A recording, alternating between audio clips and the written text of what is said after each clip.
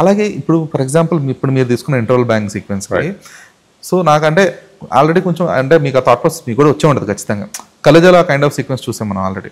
ఎప్పుడైతే ఊరు వాళ్ళు అందరూ దండం పెట్టేసి నాకు ఆ కైండ్ ఆఫ్ అది అతని క్యారెక్టర్ కూడా ఎంఎస్ నారాయణ క్యారెక్టర్ లాగా అందరూ దండం పెడితే నేను ఒక్కడిని నిల్చొని ఉంటాడు ఆ కామెడియన్ క్యారెక్టర్. మిగిలిన ఊరు అందరూ దండం పెట్టేస్తారు. మీకు ఆ టెన్షన్ లేదా? ఆ కంపారిజన్ వస్తుంది కలేజా కంపారిజన్ అని ఉండింది. బట్ ఒకవేళ అట్లాంటిది వచ్చినా కూడా I felt it is a tribute ఏమో అనిపించింది త్రివిక్రమ్ గారికి. I admire him a lot.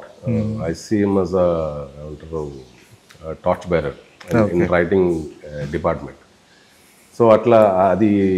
ఇంకొకటి ఏంటి అంటే అక్కడ ఎంఎస్ నారాయణ నమ్మడం అతన్ని, ఇక్కడ అట్లా కాదు.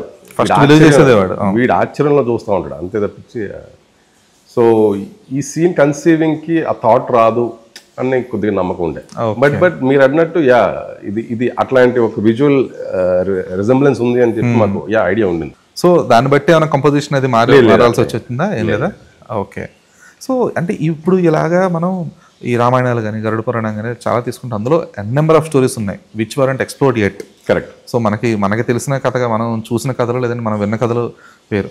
సో ఇప్పుడు ఒక ట్రెండ్గా నడుస్తుంది కాబట్టి యూ చూస్ దట్ ఓకే మనం కూడా ఈ kind of references devotional content reference తీసుకొని చేద్దామని అనుకున్నారా? లేదంటే from the initial stage it had that proper resemblance? From the initial stage నుంచి ఉందండి.